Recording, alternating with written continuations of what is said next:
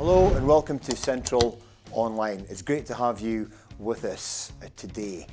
We've got a special service lined up. Pastor Bennett is going to speak for us this morning. We've got an interview and of course we're going to do worship as well this morning. But this is Remembrance Sunday. It's a very special Sunday, a poignant Sunday for everyone really across the world. This is our chance to remember those that have sacrificed, many who have given their life so that we can have a certain freedom within our own life and our own experience. So we're also going to remember that this morning. So with no further ado, I'm going to hand over to the worship team. I hope you enjoy.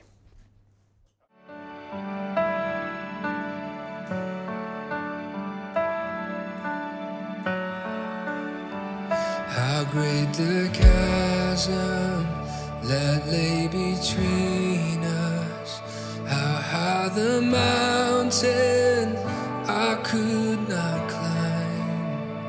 In desperation I turned to heaven and spoke your name into the night.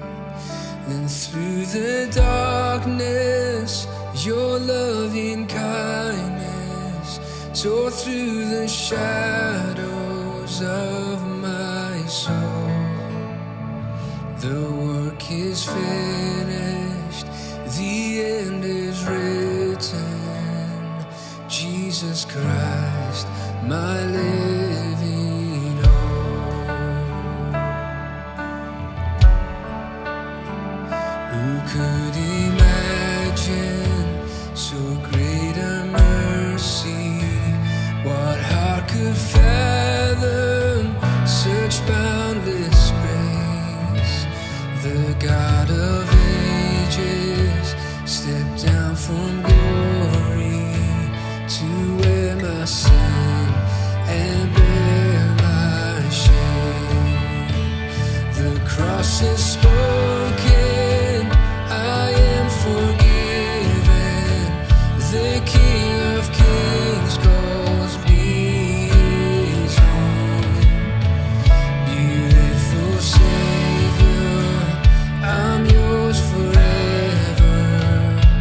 Jesus Christ, my living hope. And hallelujah, praise the one who set me free. Hallelujah, death has lost its grip on me. You have broken every chain.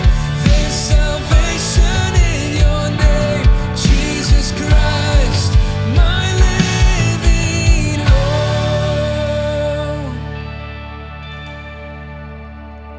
Then came the morning that sealed the promise.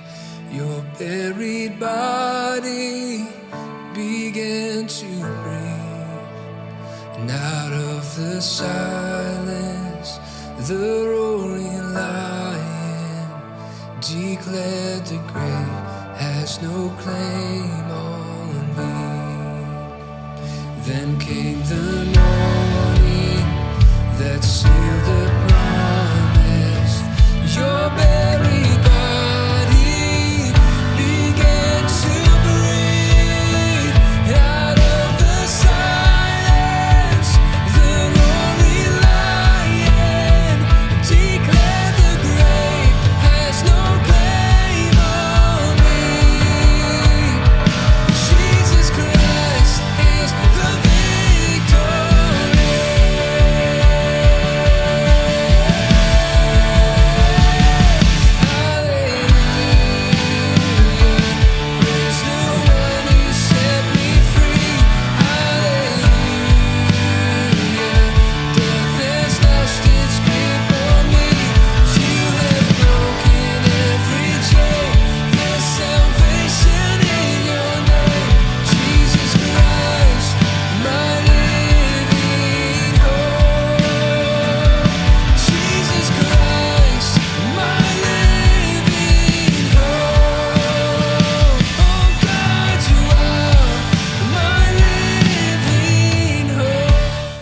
to introduce two absolute legends of the church here in Fraserburgh, but also two people have had a huge influence in many lives, my life included. That's Pastor Ben's mum and dad, and they're going to be interviewed by their granddaughter Shannon this morning, which is great. But Shannon is going to ask one or two questions about the war, and Anne and Alistair are hopefully going to give us a little insight to what that was about. Great people, fantastic testimony, they've lived a life, so really worth listening to them this morning. I'm going to hand over to Shannon now. Hello guys, it's so good to have you here. I'm just doing a little interview with my granny aunt and granda, the Richies, just to see how it was during the war. Okay, so between you and me, who is your favourite grandchild? Well, it all depends to which one I'm speaking to, but right now it's you, Shannon, so yes, you're my favourite. Did you get that, guys? Yeah. So moving on, when were you guys born? I was born in November 1938. And I was born in June 1936. So just before the war, yeah? Mm. So do you remember anything about the war? Well, what I remember mostly was, first of all, my mum, who had 4 of us kids, where a husband that was in a prisoner of war camp, was so good to us that we weren't really aware, in one sense, of the awfulness of the war, because she probably kept a lot of things for us. But I can remember one time standing in the playground in school, and a girl in my class, a bonny girl whose father had a job in Fraserburgh, so she was okay, and she said in front of the pupils, "You haven't got a dad." And it was really, really hurt me again. I said, "I have got a dad." "No, you haven't got a dad." And I was really upset, but then realised the letters, and I've got a few here, 5 years of letters came from Germany to my mum, so yeah, I did hear dad.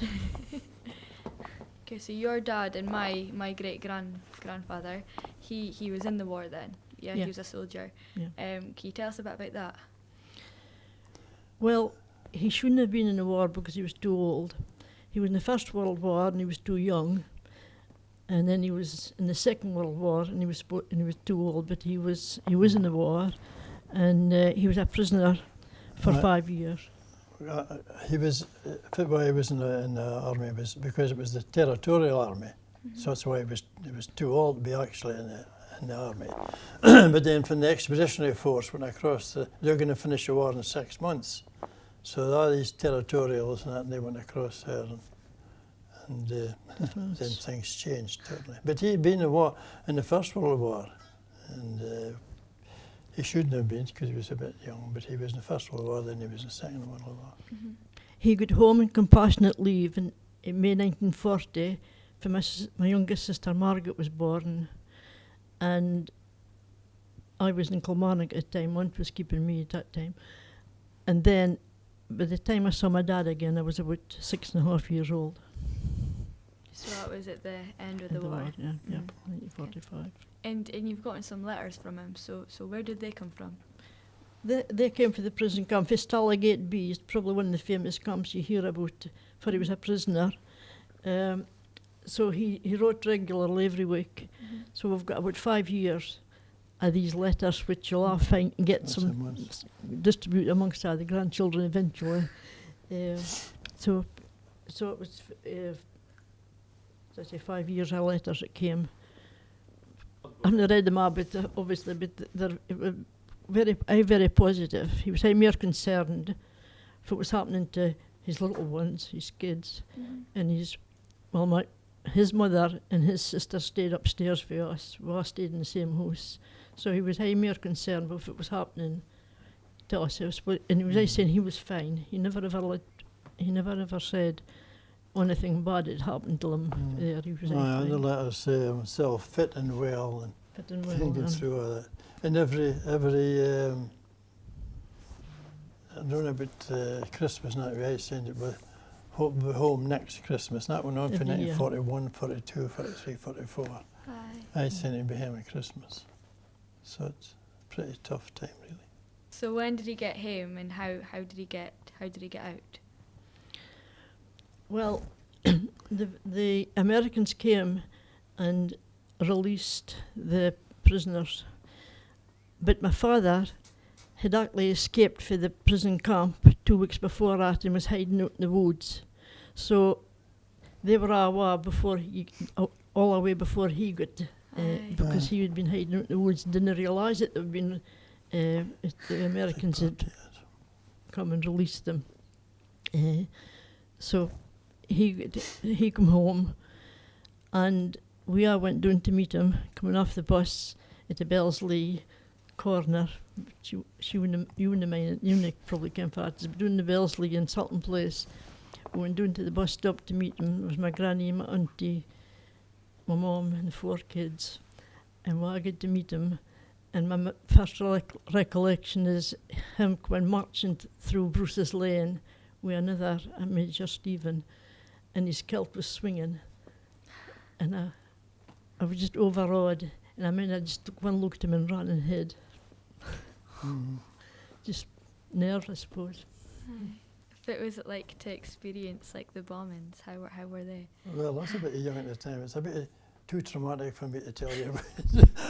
But what I do mind is my first real memory of the war was the sirens. When they went up and down the wail, it was a horrible eerie kind of saying, whoa, when they went up and down. And that kind of, when you heard that, you had to head, wherever you were at, you had to head for your house for him, you can. But, and then the other thing was about the actual bombing. I mean, I only ken the actual times now because, as I say, I was young at the time. But I did remember that where I stayed in was Queen Mary Street. And it's a short street, as it begins. And there was 3 bombs. Well, there's a lot more bombs, but one bomb hit the first house, and there's a lassie killed in there. The other bomb landed to our front gate, and fortunately it didn't even broke any windows or anything like that. Then the other one hit the third bomb hit the end house, where an old couple of the Ralphs, and they were killed. So it's quite a few folk killed. As I say, we kind of got later on from folk until I knew there was a bombing and the noise and that. Because we were, my dad was too old for the army as well, but he was an engineer, so he had to work. And so he was staying down to Glasgow. He was working engineer, working in Glasgow. So we didn't have a dad either. But not so bad as Anne's dad, he was a prisoner of war. Our house was bombed, and the bomb hit the front room down the stairs, and everything in that room was smashed to pieces except for my brother's glasses. And they survived the bomb. But because the house was bombed, we were sent down to Kilmarnock to stay with an aunt. And my mum was seeing us off in the train, my sister Mary, and my granny, my auntie, my sisters, and myself. But she was coming down later on once she'd arranged for the workmen to restore the house, to repair the house. So she kept Jim, my brother Jim, with her. They were coming down until a later date. But Jimmy was so angry if we were getting onto a train at the station and he wasn't getting on, that he took off his glasses, the only thing that survived the bomb, and he took them off and he threw them down and he stamped them and smashed them to pieces. So there you go. That was the... Okay. So you guys were obviously children, and everybody was affected, but I know that people my age were like fighting in the war. Was there anybody that you knew that was affected by such? I kind of think somebody was actually fighting at your age, but there was a young boy stayed down for us in Commerce Street, down in School Street, being about 11, 12-year-old, and he was killed. And as Alistair said, there was a lassie. It was blown out her bath, actually. She was taking a bath and she was blown out, but she was killed as well. But I think she stayed in Queen Mary Street. Not sure, son, but... Alex said we were too young really to ken about it. We came to folk later on once the war was finished, but at the time we didn't really ken names of folk and like that. And as Anne said, there was a bomb. It was just across for the Legion is now. That house was bombed in. A young laddie was killed. Mm. Did you ken his name, man? Yeah, it was Tommy Kerr. He was about 11, 12 years old. He stayed down in School Street. And he was killed by the bomb, so... Oh, you're speaking about the bombing now, and I got Shannon. There was Frere was called Little London because the amount of bombing it got for the size of. So it can, I suppose, you think it was about 6 million folk in London, and there's almost 10, 12,000 in the Broch, and yet there's a lot more bombing really compared to London and the Broch.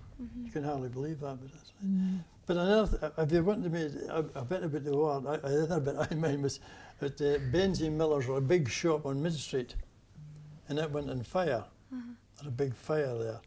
And it was so bad that you could see it in Aberdeen. Because at that time, I was in blackouts, so there was no lights on anyway, but you could see the glow of the fire in Aberdeen. And so did the Germans. And a plane came across, dropped for this, it was a landmine, and I can't how they came, but it was come down in a parachute, so it was a big mine. And it hit us for the called O'Hara's pub, pub just next to the Old Kirk. And there's about 20 odd folk killed in there. 30 odd. Was it 30 odd? But about 20 odd was actual soldiers were stationed in the Broch at the time were killed there. But I mean, doing the following day, that's a bit I remember with my mum and all the rest of it, because I was wanting to do and see the mess. You held back so far. But I mind saying, there's bodies lying on the road. I was absolutely shocked. They turned out, of course, were dummies for the shop. Oh. Okay. And my granny and my aunt upstairs were friends with very friendly with the O'Haras for so they were all ready to go down and visit them at night with my sister Mary. She's the oldest in the family, and I was in a strop because I wanted to go and I wasn't getting. But when they got to the front door, as Alistair says, the whole sky was lit up with this fire. In Benzie Miller's was a huge shop in Mid Street at the time, and it was on fire, and the whole sky was lit up with the flames, as they could see it even as far as Aberdeen. So they didn't go to O'Hara's that night after me and my strop, and there wasn't getting. Aye. That's crazy. You can really see the massive impact that it had on this community. Yeah. Yeah. So what about after the war? Was it difficult after the war? What happened? Well, it wasn't difficult for us really, because as kids we were quite happy. We were, as I said, it was really the parents, like our mothers and Anne's mother and all these folk that look after the kids. We were never hungry. I was rationing and the rest of it. I can never ever mind being hungry. Oh, well, this is the ration books that we used to get. Alistair saying that he never went hungry, but he was probably better off than us because they got, well, they called them hens in that days. It's chickens to come now, but They get chickens nowadays. we just were very, very strictly lived by the rations. It's 1 egg a week and just that kind of things. And then, so as was the books, that we were all given a ration book, and you had to go to the same shop with it, and you had to just get your ration, nae a bit more, nae a bit less. That was what we got. And I can remember, for some reason, the very first time we got bananas came into the shops, and we'd never seen a banana before. So there was huge excitement because we got these bananas. And I peeling it back, but I must have peeled back the top skin. And I burst into tears because it looked at me, it just wasn't like a banana. But it's just that kind of things like you just stuck in my mind again. That getting a banana, which is nothing nowadays. You can hardly get kids to eat bananas nowadays. So people all over the world are saying that this is the worst year yet, 2020. How does this year compare to the Back times of then. war? Yeah. It's just a different era. It was a different era. There was a very great community spirit back then, like because my mum was a prisoner of war wife. There was a few wives, and people really, neighbours and people really supported you and that. food, just again, just to do what they could do. So I feel there's a really strong community spirit then at that time. Okay, pressure's on for this question. Do you think that faith was more important then or now? It's difficult to say in the sense that we didn't realise what faith was then at that age. Again, as soon as before, so probably didn't thought much about faith was, although we went to Sunday school so I think it's a difficult answer to Shannon. I would think that we've been classed as a Christian country then. I mean, we're supposed to still be a Christian country. There's so much stuff, but then it was, you were more or less, as Anne said, most of went to the Sunday schools and the rest, and we went to church. And I think with something like that, I suppose folk had to have a belief in even though we weren't Christians, I suppose we thought we were Christians. You believed there was a God, I believed in God. I remember nothing to do, well, about faith, and I remember a guy telling me it from the being in the war, and he says from the shooting started, from the bullets and the shells started flying, he says there was very few folk who didn't believe in God. Very few atheists who were all shouting, God help me. Yeah, under pressure. Well, maybe we're too young then to care really about it, and Shannon, but now we have a bit. Don't you laugh at me? You don't believe me. And now we've got a personal faith in the Lord Jesus. So we have faith now, anyway. We really have faith. And it's only faith that's taken us through this. Thank you so much, guys. It has been so interesting. And it being Remembrance Sunday, you've really shown us why it's so important to remember. Lest Very good. we forget. I hope you enjoyed that little interview there from Anne and Alistair, and of course Shannon. Great job there, Shannon.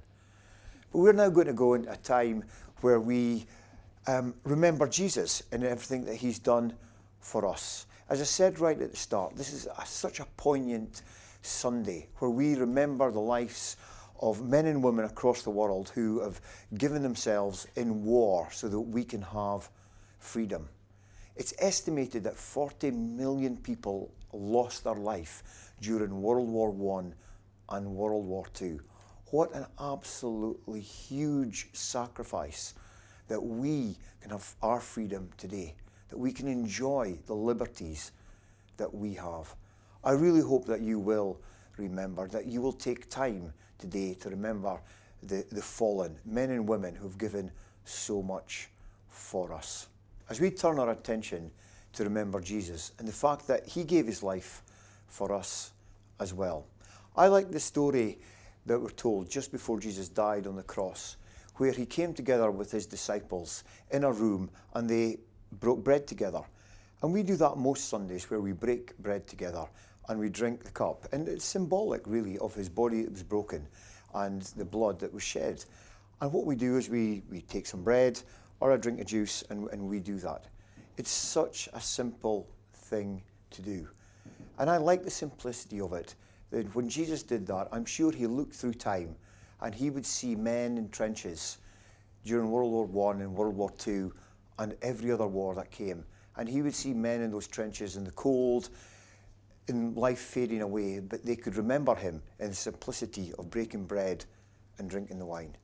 And even today, as we find ourselves in these lockdown moments, in isolation moments, we can still remember Jesus Christ as part of a greater family. Even watching this at this moment in time, we can celebrate the fact that he died for us. We can be thankful that he died for us. We can remember his death for us in a simple, simple way. So I want to encourage you just now, take some bread or take whatever it is you have, and let's remember his body that was broken for us. And let's drink the cup as well and remember his blood that was shed. It's great to be able to remember the sacrifices of those that have gone before us in this very special day. The worship team are now going to lead us in a song as we break bread together. Then Pastor Ben is going to come and share a short word with us this morning. You hear, let it be a sweet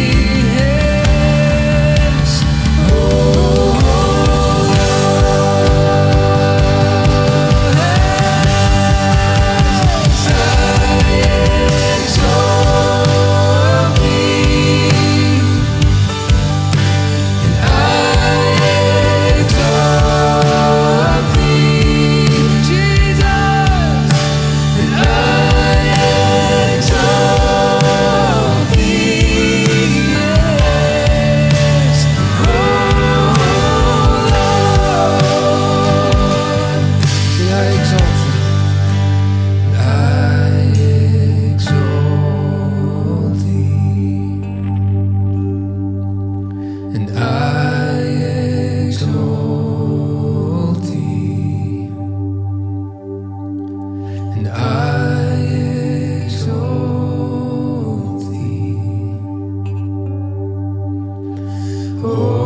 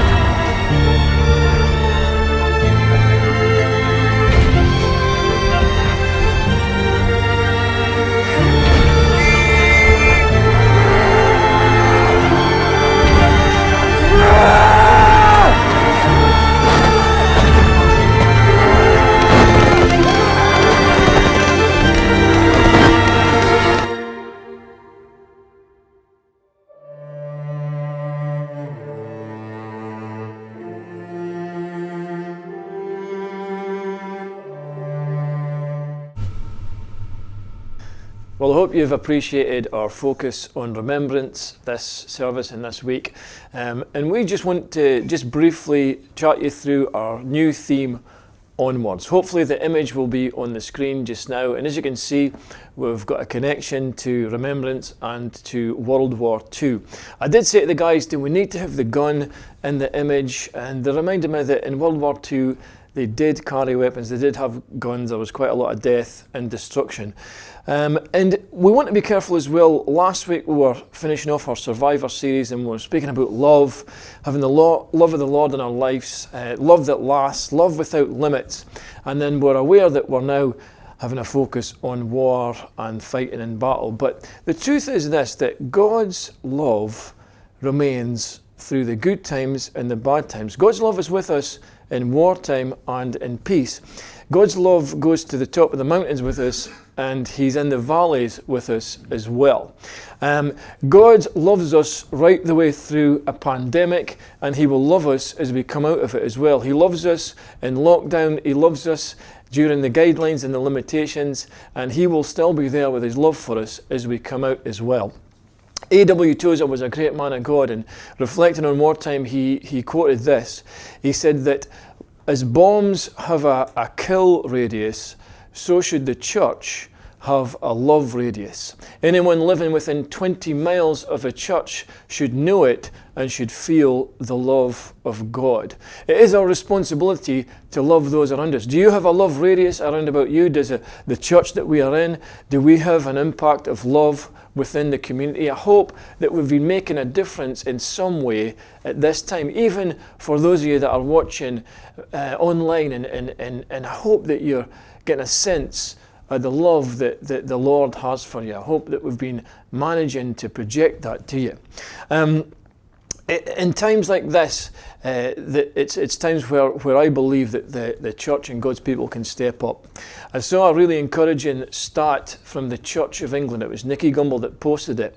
And an independent survey has been done at this time, looking at all the ministries that the Church of England has, the 12,000 churches, the many, many thousands of food banks, lunch clubs, youth ministries, and just all kind of ways that they love and care for the community. And it's been said by this survey that the value of that to the UK at this time is £12.4 billion. I thought that was amazing. Now, we don't tally up our value to the community here, but I hope that we can say that we are valuable to our community because we love our community. Love lasts even through hard times and even in war times. He's God in the trenches. He's God in the battlefield. He's God with us. I want to tell you a little story about my Grandma Aitchison. I hope you've enjoyed the interview with my mum and dad, and they were speaking about the wartime. And Grandma Aitchison, she was on the screen last week, and maybe she'll be up on the screen just now as well, just to remind you what she looks like. We in the early 80s went on a holiday with the caravans down to the South England. It was quite a brutal journey, but it was a good time. Davy and Mary Ritchie and their family, Sparky Paul and David, came with us, and they were in their caravan. And I remember we're in the South England. I'm pretty sure it was in the county of Dorset, because my dad's got family down there and we're going on the way to visit them. It was a beautiful day, and at the side of the road was this lovely fruit stall, fruit and veg. And as we stopped, we thought we'll stock up with this strawberries and some of the veg and that, and we'll take it in the caravan. The elderly gentleman that was running the stall heard our accents, and he said, "Where are you from?" We said, "The north east of Scotland." He said, "Oh, I was stationed there up in Fraserburgh during the war." Now, a lot of the troops were in. I don't know if they're in the Thomas Walker Hospital, but there was a building as well that troops came up to in Fraserburgh, and it's round about where Boomerangs is in the town now, on Commerce Street. My mum says, "Oh, that's where I lived during the war as a child." And he said, "There was a lady there called Mrs. Aitchison that showed such kindness to us, that gave us tea, that baked for us, and just was very, very loving to all the lads, the young lads that were away from their homes at that time." And as he remembered and realised that it was my granny, my mum's mum, tears came down his face. He was broken with the love of my grandma, just like what I was the other week. And it just shows us that love, real love, and kindness and compassion lasts, even in tough times, even through war times. Needless to say, we went away with lots of fruit and veg for free. Unfortunately for Davy and Mary, they went away empty-handed. It was just our family that got it. But listen, how are we showing love to one another during this difficult time? Onwards. Our heart behind this is really looking to, even during this time, to just keep on going. Listen, we've just come out of Survivor series, and it would have been very easy for us to go into, right now it's a time to thrive, now's the time of revival, it's moving on, we're out of a lockdown, and let's go forward, and everything's great, everything's good. You know, let's throw the masks off, let's start singing and dancing and doing the conga down the aisles of the church. But we're not really there yet, are we? We don't really know when this is really going to end. Many places are going back into lockdown. We don't know if we're going to do that too. And we realise that some people are still struggling through this. But there's one thing for sure, that we need to keep moving onward. God wants us to keep on going. He doesn't want us to stand still. He wants us to go forward. He doesn't want us to go backward. He wants us to move forward. And it's so important for us to move forward in faith at this time. If you can imagine the image of the battlefield, and the troops take ground, and then as they close in during those great wars, towards the enemy's fire, towards the danger zone, they would dig in trenches. They would dig these deep and narrow trenches, and it was a place that gave them safety from the enemy's fire. If you can imagine a little bit relating it to today, lockdown is a little bit of a trench. It's a bit of a place where people are trying to bed down in a safe place from the dangers that are out there. And yet there are times when we've got to come out into no man's land, as it was called at the time. Now it would be called no person's land, of course, in this day and age. But hey, there are some amazing stories of how God showed up in the trenches. I want to bring just one of those stories to you in this Remembrance Day today, of a man called Theodore Bailey Hardy. It was said of him that it would be the last person you would think that would win a Medal of Honor in the war. But yet he won the Victoria Cross, which is the highest award that can be given in war. He didn't carry a gun. He didn't have any weapons on him. In fact, he carried a Bible with him because this man was called the Reverend Theodore Hardy. He was a chaplain in World War I. Many, many hundreds of chaplains were there as volunteers to serve and to love others at this very difficult time.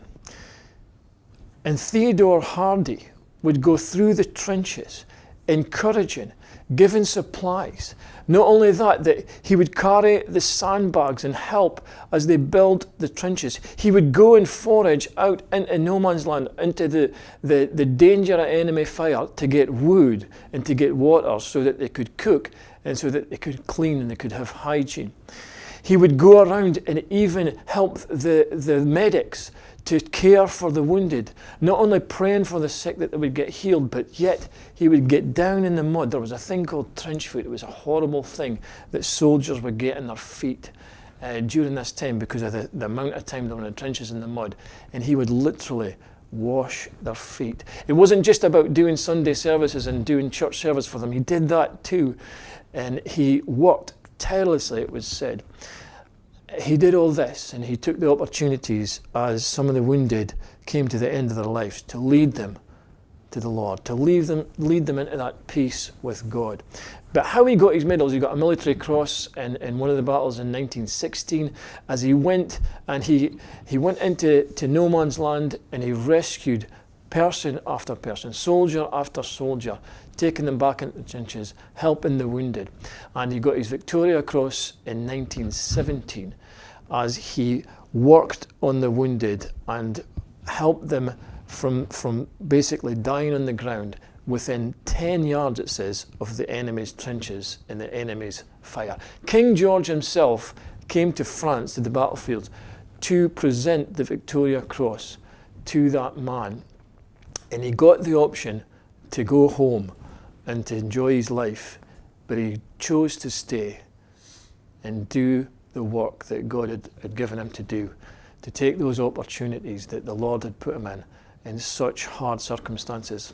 In 1918, as he was still in the line of duty, crossing a bridge to try and help people, a bomb hit and he was hit with the shrapnel. As the troops came across him to help him, these words were this: "I've been hit. I'm sorry to be such a nuisance." He died in the battlefield that day, but he died a hero. It's a great example of how we can show love, how we can serve others, how we can sacrifice ourselves for others. Could we do that now? I don't know if we've even got it to this. But what can we do for the Lord at this time? What a great example of love and serving and sacrifice that we can learn from as we seek to serve God and love others today. The scripture that we're going to focus on for this theme of Onwards is from Philippians, and it's verse 14 of chapter 3. And Paul from prison writes this to the church in Philippi: "I press on towards the goal to gain the prize of which I've been called by God heavenwards in Christ Jesus." The other translation says that they've been called upwards. We've been called to press on. That's what Paul would say to us now in this situation that we're in. Press on. David Livingston was an amazing missionary, a Scottish man that did powerful things in Africa. But when he came home, they asked him, "So where do you think God's going to ask you to go now? Where are you going to go?" And he said this: "I will go anywhere as long as it be forward." I'm sure that the Lord does not want us to stand still or go backwards just now, but he wants us to go onwards. I loved what James Carno prayed in the prayer night this week. He said, "We're not only survivors, but Lord, help us to be overcomers." And that's what God wants us, I believe, to do at this time. It's difficult for us to say that the only way is up, but definitely we can say that at this time, the only way to look is up. We need to keep looking upwards as the translation says, the upward call of God on our lives. Do you have that calling in your life? Have you said yes to the call of the Lord? I just want to give you that challenge today, to accept Him, to accept His call in your life. Jesus hasn't changed through this. God's plan, God's purpose, and the principles of faith has not changed through this pandemic. He is the same yesterday, today, and forever. He still has a plan and purpose for your life. Will you accept it today? Will you accept His love? Will you partner with the Lord for your life? Hey, we've got a prayer that comes up on the screen. And we'd love, if you've been affected today, if you've been moved today in any way, please get in touch with us. We'd love to help you, and we'd love to lead you to the Lord. God bless you, and let's keep remembering the great and important things that we've been doing today. Remember, the Lord loves you. God bless. And I'm gonna see a victory. I'm gonna see a victory. For the battle belongs to you, Lord. And I'm gonna see a victory. I'm gonna see a victory. For the battle belongs to you, Lord.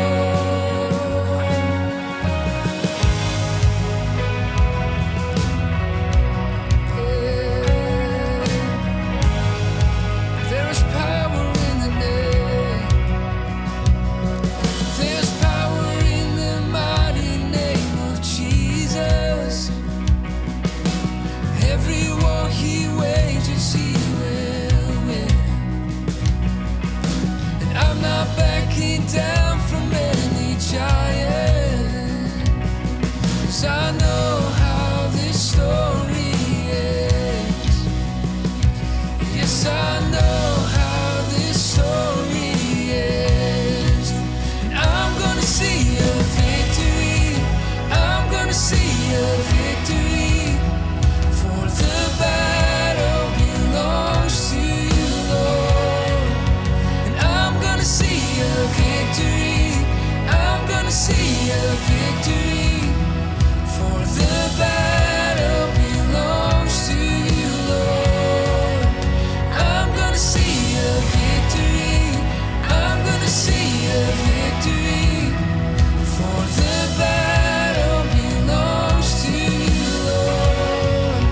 And I'm gonna see a victory. I'm gonna see a victory. For the battle belongs to you, Lord.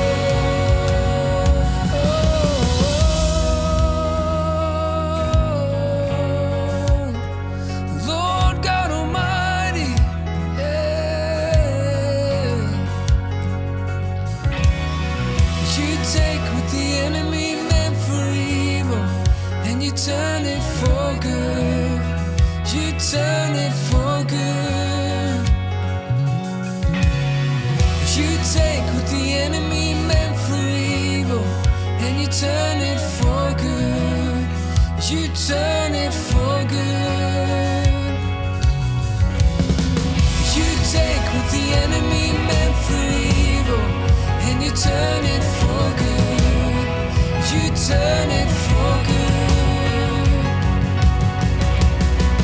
You take what the enemy meant for evil, and you turn it for good. You turn it for good. Yes. You take what the enemy meant for evil, and you turn it for good. You turn it for good. You take what the enemy meant for evil, and you turn it for good. You turn it for good. I'm gonna see a victory. I'm gonna see a victory. For the battle belongs to you, Lord. And I'm gonna see a victory. I'm gonna see a victory. For the battle belongs to you, Lord. And I'm gonna see a victory. I'm gonna see a victory. For the battle belongs to